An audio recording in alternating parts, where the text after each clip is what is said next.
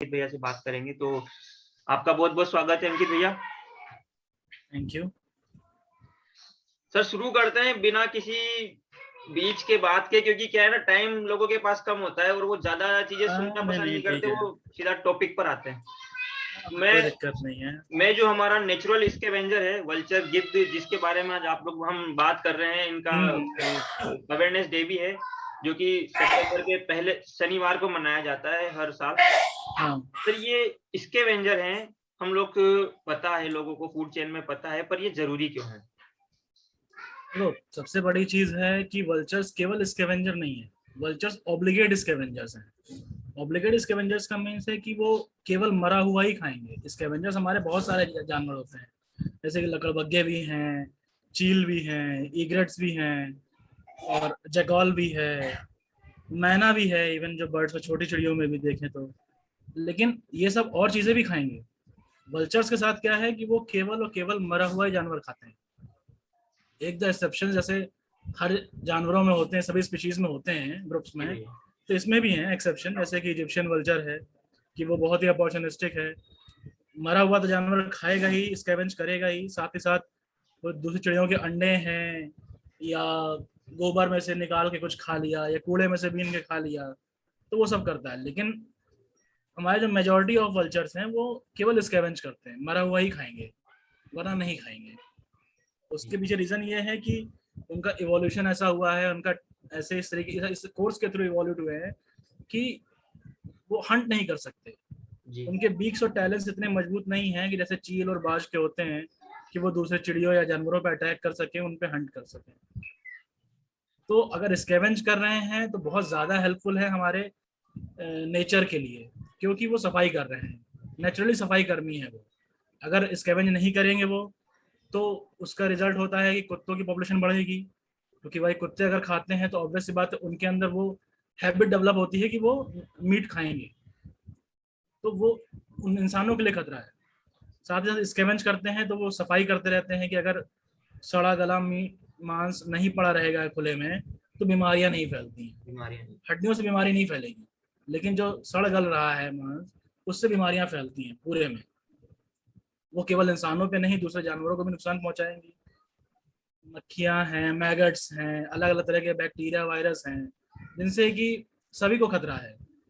और जंगल के अंदर जब तक ये चीज है तब तक तो फिर भी एक ठीक रहता है कि कोई ना कोई जानवर या नेचर उसको खुद से खत्म कर देता है, कुछ नहीं तो डिकम्पोज कर देगा, बैक्टीरिया ही डिकम्पोज कर देंगे उसको। लेकिन वही चीज जब खुली बस्तियों में होता है, क्योंकि ये हमारे यहाँ कल्चर बहुत है कि जानवर मर गया, रोड एक्सीडेंट्स बहुत होते हैं, कोई जानवर मरा, उसको उठा के सड़क के किनारे डाल दिया गया या थोड़ा दूर सड़क से डाल दिया गया, लेकिन उसके बाद क्या उसका? फिर वहां पर अगर कोई जानवर नहीं इकट्ठा हो पा रहा है, नहीं खाने को मिल रहा है इसको, तो वो सड़ता रहेगा। तो जैसे जैसे मौसम बदल रहा है, डिकम्पोजिशन का प्रोसेस बहुत स्पीड से भी चलता है और बहुत स्लो भी चलेगा, लेकिन हर कंडीशन में ये होगा कि उसके थ्रू बहुत सारे बैक्टीरिया और वायरस हमारे एनवायरनमेंट में फैलते रहेंगे। जी भैया। वायरस से खतरे का तो कुछ कह नहीं सकते, 2 साल से हम सभी झेल ही रहे हैं एक वायरस हाँ जो आया जानवरों से ही, और इंसानों में ऐसी तैसी हो गई सबकी। जी। सबके सब परेशान घूम रहे हैं, पूरी दुनिया रुक गई, अपना सारा काम रुक गया सबका। तो यही चीजें हैं कि स्कैवेंजिंग करने का सबसे प्लस पॉइंट यही है इनका, वो एनवायरनमेंट को साफ रखते हैं।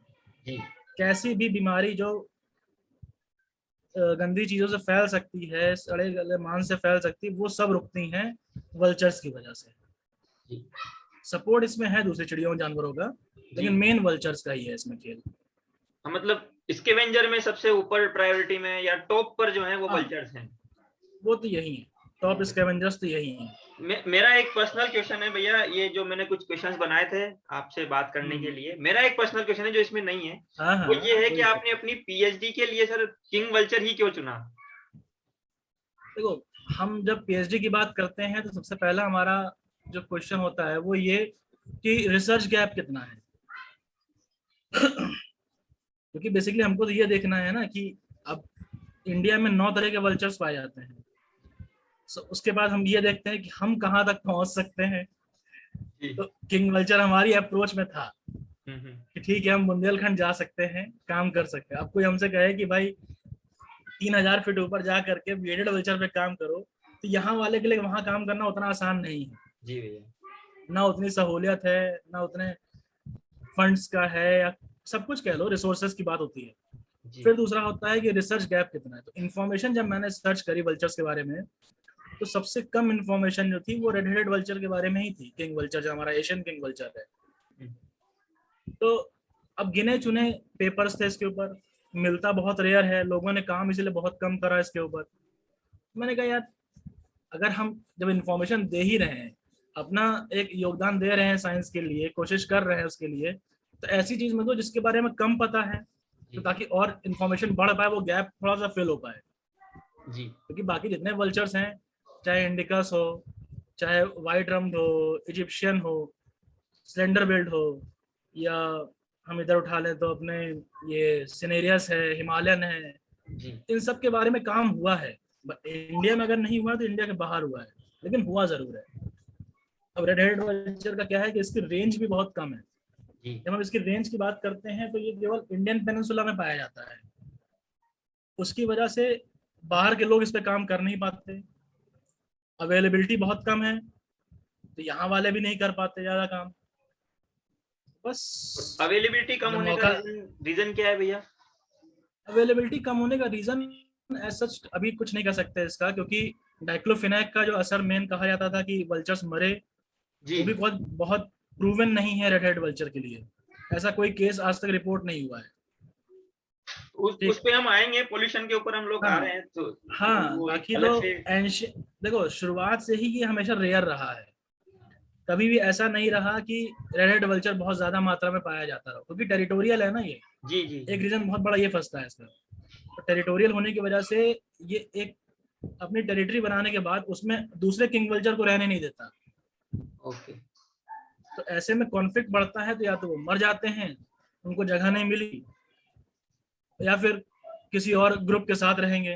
तो ग्रुप के साथ रहने में भी दिक्कत है कि ये केवल पेड़ों पे ही नेस्टिंग करते हैं, जी ये और किसी ये क्लिफ पे या किसी बिल्डिंग पे नेस्टिंग नहीं करते, तो नेस्टिंग ग्राउंड इनको इजिली नहीं मिल पाता। फिर हमारे जंगल भी, भाई जब ट्री पे केवल नेस्ट करना है, जंगल खत्म हो रहा है, जी, तो अपने आप इनका नेस्टिंग ग्राउंड खत्म होता चला गया, जिस हिसाब से डिफोरेस्टेशन हो रहा है।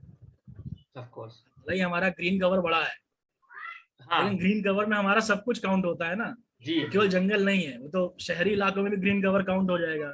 जी, तो जंगल में जैसे पेड़ इनको चाहिए, उन पेड़ों की कमी की वजह से भी इनका नेस्टिंग ग्राउंड कम हुआ। और मुझे जो लगता है इनकी संख्या कम होने का एक बहुत बड़ा रीजन है वो नेस्टिंग नहीं होना, नेस्टिंग ग्राउंड ना होना। रेस्टिंग तो नेस्टिंग तो मतलब। ग्राउंड है तो नेस्टिंग तो होगी।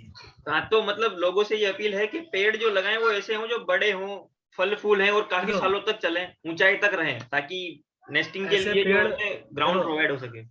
हम लोग ऐसे पेड़ जो हम लोगों से अपील करेंगे, तो लोग अपने घर के आसपास पार्कों में लगाएंगे, जी जी है जी, ना। जंगल में थोड़ी ना लगाएंगे।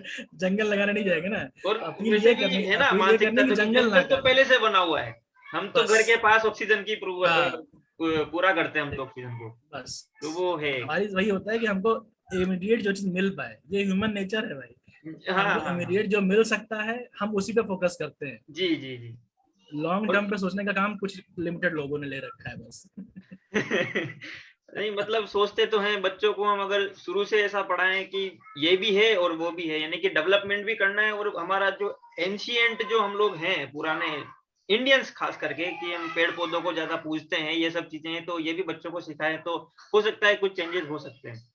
भैया आपने वो तो बहुत डाइक्लोफिनेक के जरूरी बारे है। में भी बताया था, तो मैं मतलब पूछ रहा हूँ डायरेक्ट कि ये पॉपुलेशन कम होने के पीछे पॉल्यूशन कितना ज्यादा मैटर करता है? एयर पॉल्यूशन है, केमिकल पॉल्यूशन है, वाटर पॉल्यूशन है, क्योंकि पानी, हवा और केमिकल की वजह से ही वल्चर्स की पॉपुलेशन में डिक्लाइन हुआ है।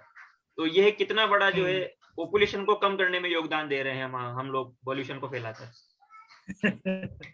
योगदान का क्या बात है भाई, कि इसमें इस तरह समझो कि जब 90s के टाइम पे काउंट किया गया, 90s के पहले वल्चर्स के बारे में इतना कोई नहीं सोचता था। 90s में बीएनएचएस ने काम शुरू किया, तो लोगों की नजर में आया कि हाँ, वल्चर भी कोई है ऐसी चिड़िया। जी ना आज भी जाओ तो लोग पहले सोचते हैं वल्चर है कि चील है, जी कंफ्यूज जी रहते हैं, है ना। तो उस टाइम पे जब देखा गया तो ये कहा गया कि भाई पहले वल्चर बहुत होते थे, एग्जैक्ट काउंट किसी के पास नहीं है। तो ये कहना कि वल्चर्स एकदम कम हो गए या खत्म हो गए, वो अतिशयोक्ति होगी, ठीक है।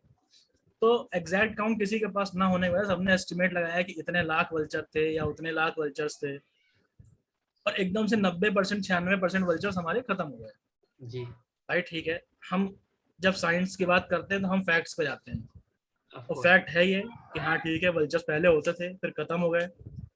उसका रीजन निकाला गया कि डाइक्लोफिनाक की वजह से खत्म हुए। अब डाइक्लोफिनाक हमारा पॉल्यूशन का ही पार्ट है, जी क्योंकि पॉल्यूशन हमारा हर तरह से फैल सकता है। लेकिन अब ये पॉल्यूशन फैल कैसे रहा है, ये पॉल्यूशन हमको दूसरे जानवरों से ही आ रहा है। जी डाइक्लोफिनाक के बारे में हम जानते ही हैं कि वो non steroidal anti inflammatory drug है, जी जानवरों को दी जाती थी, गाय भैंसों को। और जब उसको खाते हैं वल्चर, तो उनको किडनी में गाउट की प्रॉब्लम होती है, किडनी फेलियर हो गया और उनकी डेथ हो गई।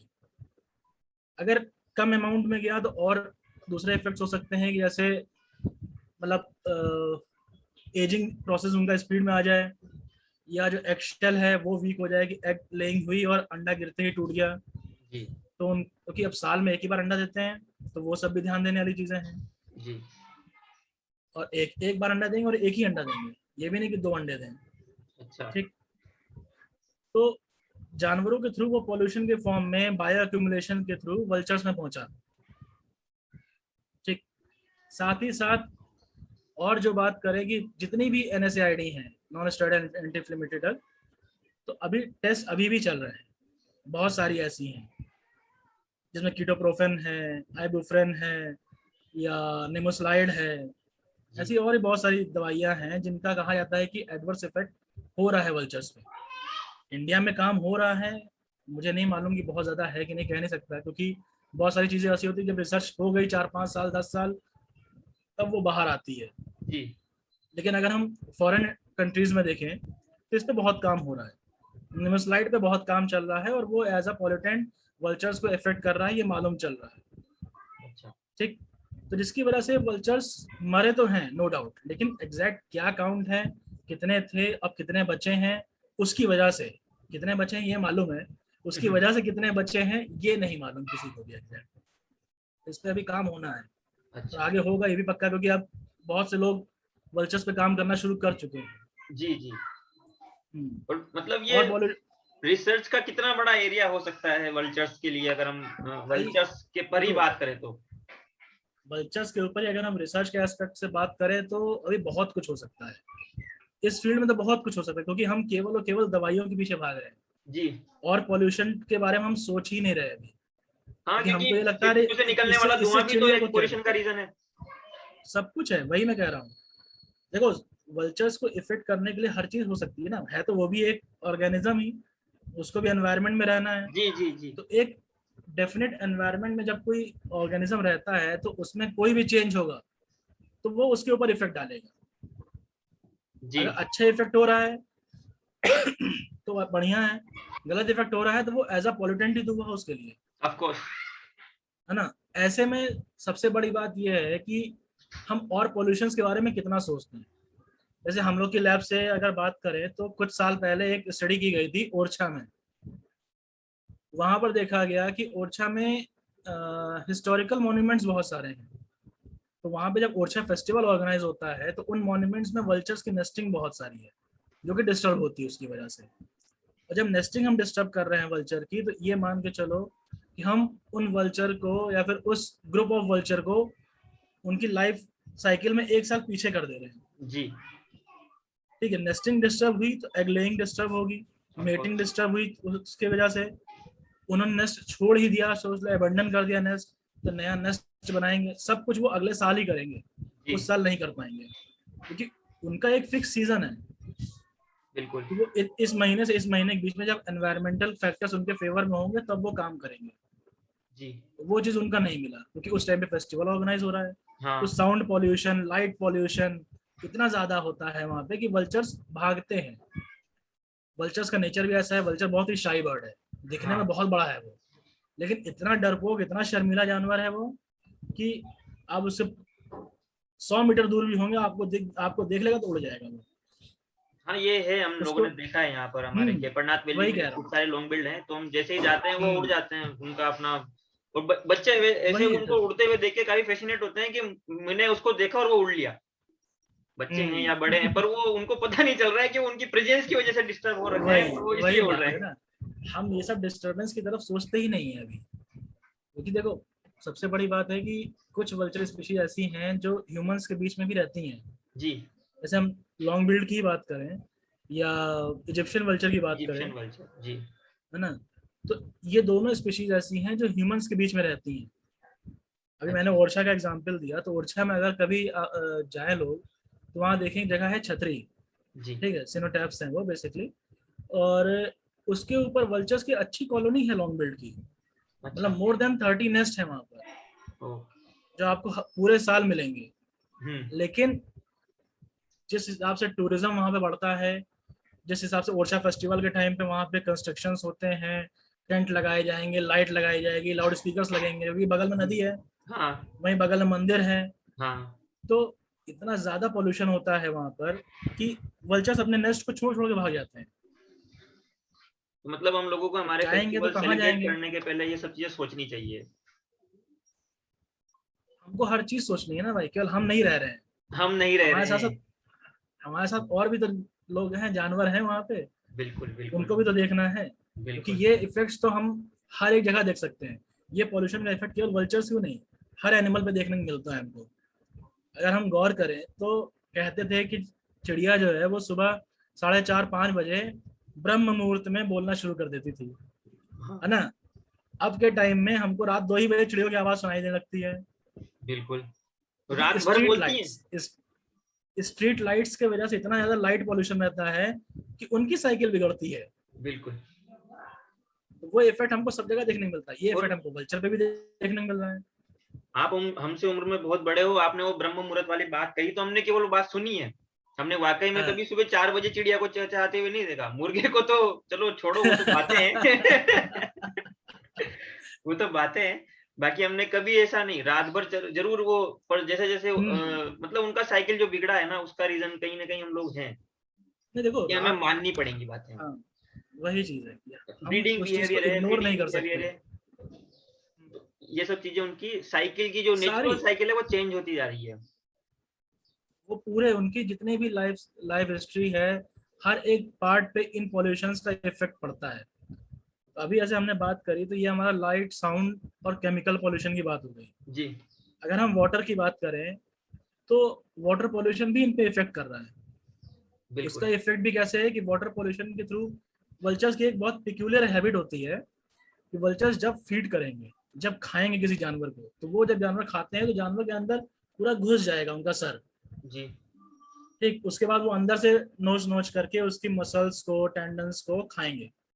उसकी वजह से होता क्या है कि उनके पूरे सर पे, फेदर्स पे ब्लड और मसल के पीसेस पड़े रह जाते हैं। जी। तो खाते ही ये तुरंत जाते हैं पहले नहाने के लिए, अच्छा। उसमें ये अपने आप को साफ करते हैं ताकि हमारी बॉडी पे कहीं भी ब्लड ना रह जाए, कोई बैक्टीरिया का डेवलपमेंट ना हो। जी। कि भाई इंटरनली वो बहुत स्ट्रांग है जी। कि वो कुछ भी खाएंगे डाइजेस्ट कर लेंगे, हाँ। लेकिन एक्सटर्नली तो स्किन पे इफेक्ट हो सकता है ना। हो सकता ये दिमाग उनके पास भी है, है। अच्छा। तो वो खाते हैं तुरंत नहाने जाते हैं।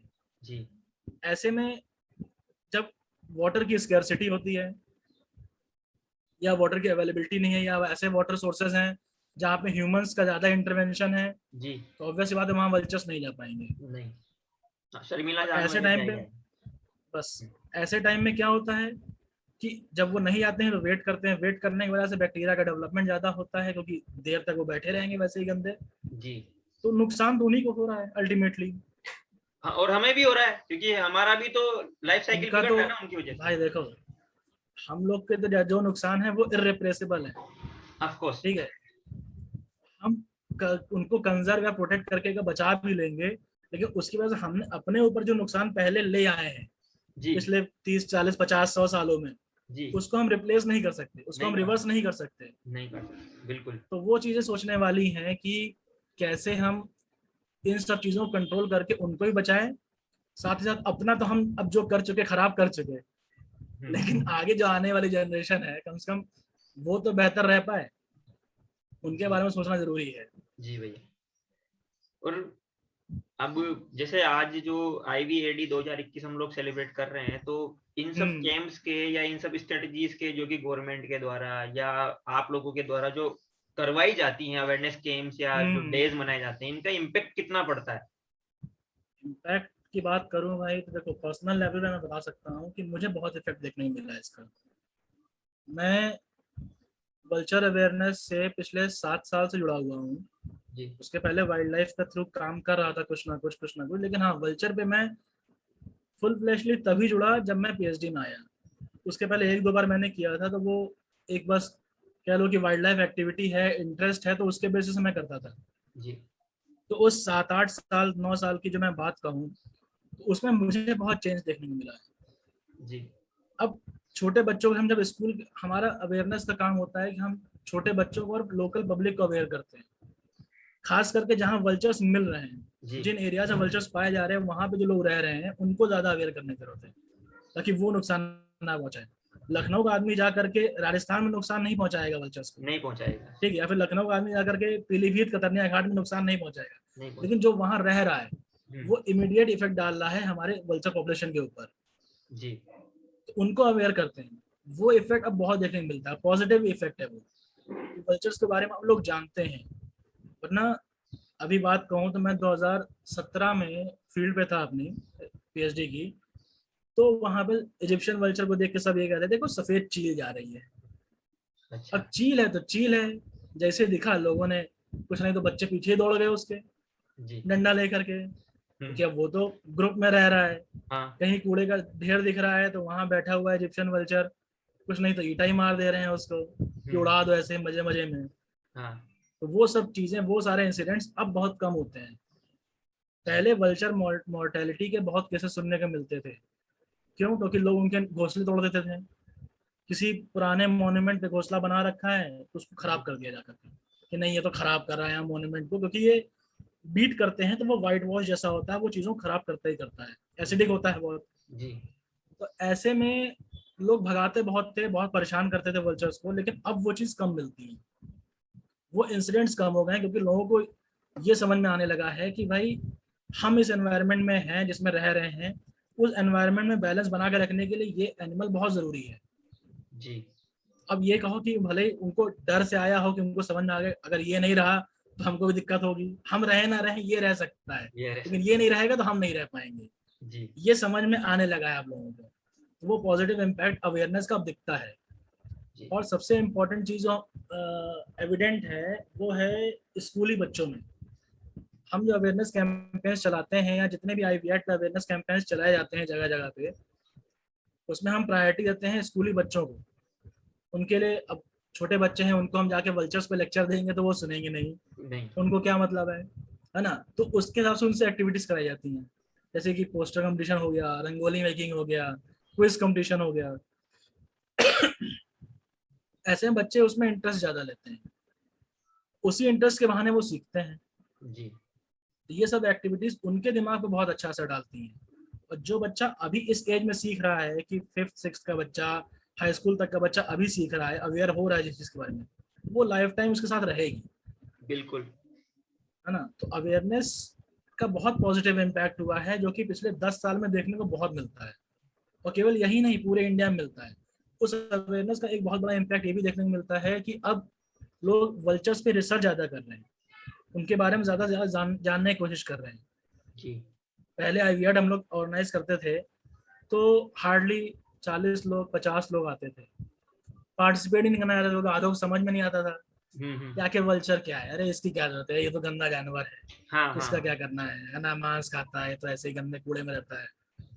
अब जब धीरे धीरे समझ में आने लगा है तो ये सोच के चलो, तो हम लोग जब ऑर्गेनाइज करवाते हैं इवेंट्स, अब वही 40-50 की संख्या जो है वो 800-900 तक चली जाती है, काफी अच्छी संख्या है। तो धीरे धीरे इम्प्रूव कर रहा है ना चीजें। हम जब फील्ड में जाते हैं, फ्लायर्स बांटते हैं या लोकल पब्लिक से इंटरेक्ट करते हैं, तो हमको ऐसे बहुत से लोग मिलते हैं जिनसे हम पहले पिछले साल या उसके पिछले साल मिल चुके हैं जी। हम देखते हैं कि वो अपने इलाकों में भी लोगों को बताते हैं। इवन कोई बच्चा अगर वल्चर्स को परेशान कर रहा है, ईटा मार रहा है, दौड़ा रहा है, तो उसको भी रोकते हैं, तो उसके लिए हमको कहने की जरूरत नहीं पड़ रही है अब जी। अब लोग वो चीज खुद से अपना इनिशिएटिव ले रहे हैं, कर रहे हैं कंट्रोल। तो वो पॉजिटिव इम्पैक्ट बहुत ज्यादा देखने को पब्लिक में मिल रहा है। और ये काफी अच्छी बात है कि जो लोग पिछले सालों में आए हैं वो आगे वाले सालों में भी आए। ये बहुत अच्छी बात है कि वो लोग इंटरेस्ट डेवलप कर रहे हैं और उनमें इंटरेस्ट है। वो उसे बनाए रखना चाहते हैं और आगे वाली पीढ़ी को देना चाहते हैं कि भाई हर चीज इंपॉर्टेंट है धरती पर, हमारे अलावा भी बहुत सारी चीजें हैं जो कि हमारे लिए भी सही है। सही से कहें तो धरती पे हमारे अलावा सब इम्पोर्टेंट है। सब इम्पोर्टेंट है, ये तो हम मान सकते हैं इस चीज को। हमारे होने ना होने से धरती को कोई फर्क नहीं पड़ता। कोई फर्क नहीं पड़ता है, ये बहुत ही अच्छी बात है। एक मतलब इंडिया के अंदर बहुत ही सारी ऐसी बातें हैं जो लोगों ऐसे आस्था से देख लेते हैं, धर्म से जोड़ लेते हैं या अपनी भावनाओं से जोड़ लेते हैं। तो वल्चर का जो रिलीजियस और माइथोलॉजिकल जो कनेक्शन है हमारे अंदर, वो सबको पता होगा, पर उसे किसी और नाम से जाना जाता है। वो गिद्ध नहीं पता है लोगों को, उसका नाम कुछ और याद है। तो वो उसके बारे में बताइए भैया। देखो, ये हम इंडियंस की बहुत अच्छी क्वालिटी थी कि हमारे जो पूर्वज थे उन्होंने कंजर्वेशन के बारे में तभी सोच लिया था। हम अभी पहुंच रहे हैं वहां तक दोबारा से। बीच में एक बहुत बड़ा गैप था, लोगों ने छोड़ दी चीजें, फिर अब लोग धीरे धीरे पहुंच रहे हैं उस तरफ। तो उन्होंने कंजर्व करने का तरीका निकाला कि भाई इसको, यहाँ पे लोग पूजा पाठ बहुत करते हैं, आस्था भक्ति वाले हैं, तो उससे जोड़ दो चीजों को।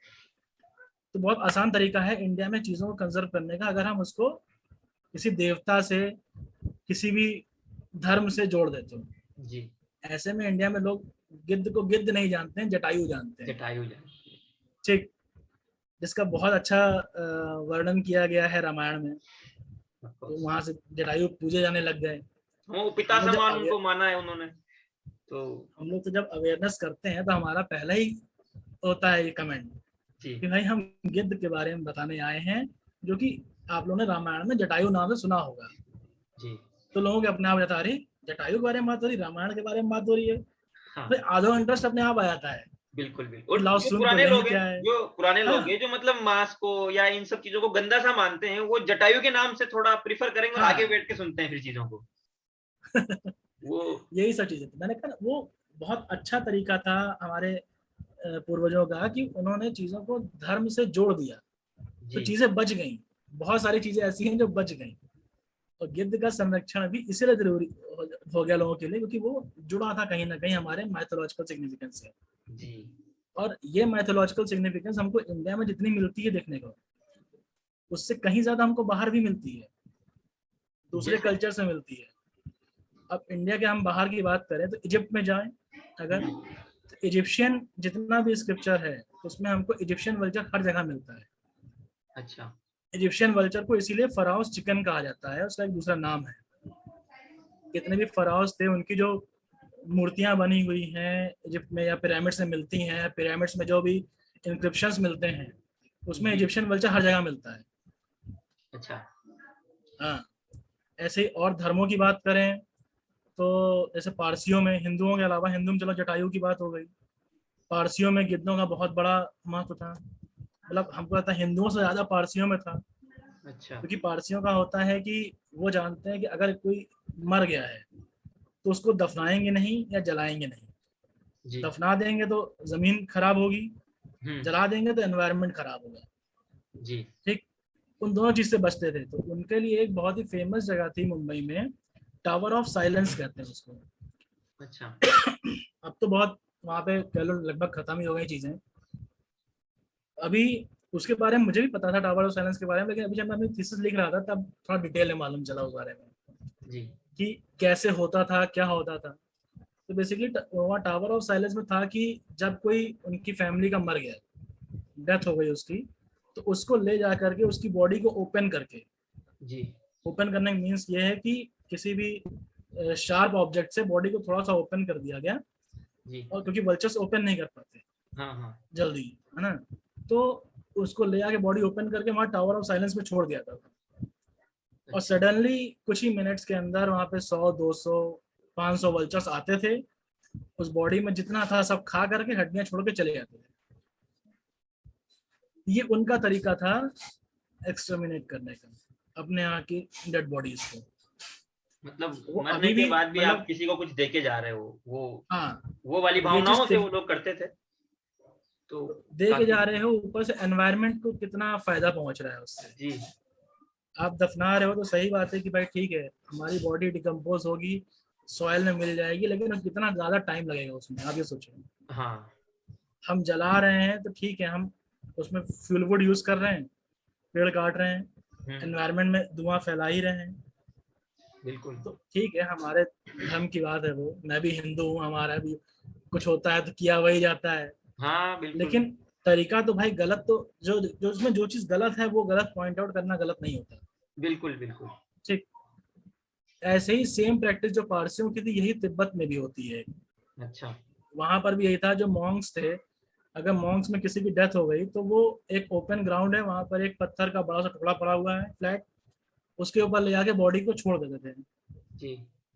उसके वल्चर्स ही उसको खाते थे केवल। वल्चर्स का भी हो गया, एनवायरनमेंट में भी गंदगी नहीं फैली, और जो बोन्स हैं, बोन्स का कोई दिक्कत नहीं है, बोन्स को और जानवर भी खा सकते हैं, वरना बोन्स को कहीं गाड़ भी जा सकता है, उससे कोई पोल्यूशन नहीं फैलेगा बोन कौन से। से पोल्यूशन नहीं फैलता, हाँ वो धीरे धीरे डिकम्पोज हो गया, कैल्शियम बन के वो जो है होती रहेगी, एनवायरनमेंट में। कोई दिक्कत नहीं है। उससे कम से कम कोई ऐसा बैक्टीरिया वायरस या कोई और चीज तो नहीं फैल रही ना एनवायरनमेंट में, जी जिससे जी। कोई बीमारी फैले। सही और है। वल्चर्स कभी खाने का हो गया। तो तो मतलब काफी सारे वल्चर हैं जो अलग अलग दुनिया में रहते हैं, अपनी अपनी दुनिया में रहते हैं, और उनका हम्म अपना अपना एक नेचर है, और उस साइकिल में वो कहीं ना कहीं स्टैंड कर रहे हैं। हम्म, उनके खत्म होने से कहीं ना कहीं हमारे जीवन पर भी इम्पैक्ट पड़ता है, बहुत ज्यादा। चाहे कम पड़े, क्योंकि हम डायरेक्ट उनसे कनेक्टेड नहीं है, पर पड़ता है फिर भी। देखो, वो जब हम फूड चेन देखते हैं तो फूड चेन में वो टॉप पर आते हैं। जी। ठीक, जब हमारा टॉप टायर ही अगर गड़बड़ हो रहा है, जी। डगमगाएगा, तो नीचे हाँ, जितने भी लेवल्स हैं सब पे इफेक्ट पड़ेगा, पड़ेगा। है ना। ऑफ तो कोर्स। वल्चर जो है वो टॉप पर है, डिकम्पोजर्स हैं। जी। हमको पेड़ों से मिला, हमने आगे दिया, वो और आगे गया, जाते जब डिकम्पोज वाले पहुंचे तो चीजें गड़बड़ होंगी ही, अगर वो नहीं होंगे तो। जी।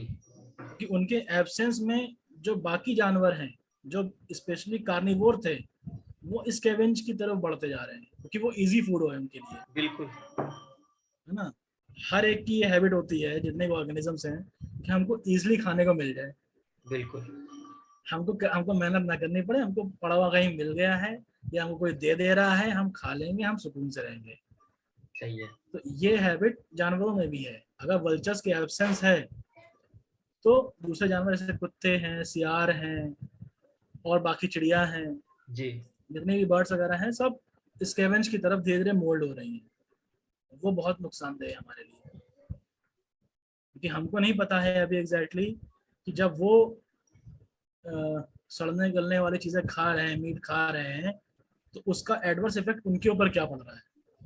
ये कुत्ता वहां खाएगा, खा के आके रहेगा हमारे तुम्हारे बीच ही, बिल्कुल। तो वो वहां से क्या लेकर आ रहा है हमको नहीं पता है। अब वो क्या इफेक्ट हम पर दिखाएगा वो भी हमको नहीं पता। हमको नहीं। तो वल्चर्स को कंजर्व करना इसलिए बहुत ज्यादा जरूरी है, इन सब चीजों को रोकने के लिए। अच्छा, तो भैया आखिरी में एक कुछ आपकी तरफ से अगर आप कुछ बताना चाहें, कुछ एक्स्ट्रा नॉलेज या कुछ ऐसी जानकारी जो कि मतलब काफी ज्यादा इम्पैक्टफुल रहेगी। यार देखो, मैं तो बस, मेरा सजेशन तो सजेशन के तौर पे मैं कह सकता हूँ कि हम जितना ज्यादा पब्लिक पार्टिसिपेशन इसमें बढ़ा सकते हैं जी। अपने अपने लेवल पे। जी। जैसे कि अब आप लोग का एनजीओ है ना, ये सिम्बायोसिस एनजीओ ही है बेसिकली। हाँ। चैनल के थ्रू ही आप चैनल बात है। करते हो जब, हाँ है हाँ ना, हाँ। तो ये आपका एक मीडियम है कि आप अपनी बात ज्यादा से ज्यादा लोगों के थ्रू पहुंचा सकते हो। जी।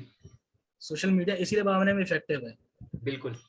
ठीक, तो सबसे प्लस पॉइंट यही है कि हमको पब्लिक पार्टिसिपेशन बढ़ाना है। जी। पुरानी ये कहावत थी, अकेला चना भाड़ नहीं फोड़ सकता। बिल्कुल। ठीक, तो यहाँ पर सब काम कर रहे हैं, सब अपने अपने लेवल पे देख रहे हैं, लेकिन अलग अलग देख रहे हैं। हम्म। तो इन सबको एक करने की जरूरत है। बिल्कुल। जब मिल के हम काम करेंगे तो ऑब्वियस सी बात है, उसका इम्पैक्ट ज्यादा होगा, उसका इफेक्ट ज्यादा दिखेगा हमको। अब 4 लोग यूपी में काम कर रहे हैं, 2 लोग एमपी में काम कर रहे हैं, 2 लोग राजस्थान में काम कर रहे हैं, तो 5 लोग हिमाचल में काम कर रहे हैं, जी। लेकिन सब अपना अपना काम छुपा के रख रहे हैं। बिल्कुल। वो होता है कि ना, है वो ना, डर, वो हम कर बीएड का ले, डर सबको होता हाँ, है। कि हम अपना काम कर रहे हैं, हमारा काम अगर दूसरे को मालूम चल जाएगा, ऐसा ना हो वो कॉपी कर ले, तो भाई क्या कोई कर लेगा। हमको पब्लिक पार्टिसिपेशन बढ़ाना है, हमको कोशिश करनी है कि हम ज्यादा से ज्यादा लोग इसमें जोड़ सकें जी। क्योंकि अगर हम कंजर्वेशन एक्टिविटी की बात करें तो किसी भी एनिमल को देख लें, सबसे अच्छा एग्जांपल की अगर हम बात करें तो टाइगर का है हमारे सामने, हाँ। है ना। टाइगर खत्म हो रहे हैं एकदम से हाईलाइट हो गया सब जगह कि 1400 टाइगर बचे हैं केवल पूरे इंडिया में। और देखते देखते एकदम से पॉपुलेशन बढ़ने लग गई और 5-6 साल के अंदर टाइगर रिकवर कर गया। बिल्कुल। तो उसका ये था कि टाइगर एक करिश्मेटिक स्पीशीज है, लोगों ने उसके बारे में सोचा, जाना बिल्कुल। और ध्यान दिया। तो वैसे ही वल्चर को प्रेजेंट करने की जरूरत है। सोशल मीडिया ऐसा प्लेटफॉर्म है जहाँ पे हर कोई देखता है, बिल्कुल। तो हमको लोगों को जोड़ना है उससे। जितना ज्यादा हम लोगों को जोड़ लेंगे, जितना उनको समझा लेंगे, उनको मोटिवेट कर पाएंगे, उतना ज्यादा हम इस स्पीशीज को बचा सकते हैं। क्योंकि कंजर्वेशन लेवल, या कह लो कि जिस लेवल पे इसको कंजर्व करना है वो टाइगर के बराबर ही है ये। बिल्कुल। हमारे जिप्स स्पीशीज जो है, हम जो वाइल्ड लाइफ प्रोटेक्शन एक्ट की बात करते हैं, तो हाँ। शेड्यूल 1 में जिप्स स्पीशीज भी है और शेड्यूल 1 में टाइगर भी है। टाइगर भी है। तो जितना एक खतरा इंसान को नुकसान अगर टाइगर को पहुंचाता है वो, तो उसको किस तरह सजा मिल सकती है, ये डर अगर उसके दिमाग में है तो ये डर उसके लिए वल्चर पे भी होना चाहिए, जो नहीं है, जो नहीं है। हाँ। लोगों को नहीं लगता। तो वो चीजें जगाना जरूरी है। और मतलब टाइगर और लोगों वल्चर नहीं, जो भी शेड्यूल 1, हाँ 2 या 3 किसी भी जानवर का, या जो भी देखो, एनवायरमेंट में है जरूरी मौजूद है, सबको जरूरी हमें हर एक के बचाना लिए है, जरूरी हर एक के लिए है। है। हमको जितने भी ऑर्गेनिज्म दिखते हैं, जितने भी एनवायरनमेंट अपने आसपास दूर दराज है, जहाँ भी हम जाते हैं हमको जो भी जानवर दिखते हैं, चिड़िया दिखती हैं, जी। इवन कीड़े मकोड़े भी हैं, बिल्कुल। हमको उनको ये नहीं कि हम उनको नुकसान पहुंचाएं, बिल्कुल। किसी ना किसी तरीके से उनको बचाना है, उनको प्रोटेक्ट करना है, उनको कंजर्व करना है। एक एक और ये सोच मैं हमको डेवलप करनी पड़ेगी। एक बात भैया जो मैंने ऑब्जर्व की है कि हम लोग जब पिकनिक पे जाते हैं घरों में या ऐसी जगहों पर, तो हमें किसी झरने का नाम याद होता है, या कोई पहाड़ी रीजन याद होता है, या कोई गढ़ किला याद होता है। हमें भैया ये चीजें भी याद रखनी चाहिए कि उस इलाके में ये जानवर पाया जाता है, जो कि काफी ज्यादा पाया जाता है। जैसे हम देखो किसी ये रणथंबोर सब गए हैं चीजें, तो सबको गणेश जी का मंदिर याद है, तो टाइगर रिजर्व भी याद है। वैसे अगर हम किसी और इलाके में जाएं तो वहां का टाइगर ना हो, लॉयन हो, वल्चर हो, या जेब्रा हो, या जैसे असम जाए तो राइनो है या हाथी है, काफी सारे ऐसे जानवर है जो उनको भी हमें हमारे बच्चों को दिखाना चाहिए। छोटे बच्चे हैं, हम हमारी उम्र के जो लोग हैं जो पढ़ रहे हैं या कहीं घूमने जाते हैं पिकनिक स्पॉट के लिए, तो वो ऐसी जगहों पर जाना चाहिए। नेशनल पार्क हैं, तो सेंचुरीज हैं, ऐसी जगहों पर हमें जाना चाहिए। तुमने जो बात कही उसके लिए बहुत अच्छा टर्म है, सस्टेनेबल टूरिज्म। बिल्कुल। ठीक है ना। जी। तो जो तुम कहना चाह रहे हो वो इन 2 वर्ड्स में आ जाता है हाँ। सस्टेनेबल टूरिज्म में, बिल्कुल। कि हमको चीजें को जानना है, देखना है, वहां जाना भी है, लेकिन उनको नुकसान नहीं पहुंचाना है, सिर्फ उनके बारे में इंफॉर्मेशन गैदर करनी है। जी। जी। जी। ठीक। तो सस्टेनेबल टूरिज्म की तरफ अब बहुत चीजें बढ़ चुकी हैं, तुम लोग भी फील्ड में देख रहे हो। तो अब जो टूरिस्ट आते हैं वो वैसे नहीं है हाँ। कि हाँ। अगर रणथंबोर घूमने आए, शेर दिख गया तो हल्ला करने लग गए, हाँ। अरे हाँ। शेर दिख गया, शेर दिख गया, शेर दिख गया। अब नहीं होता हाँ। ऐसा, है ना।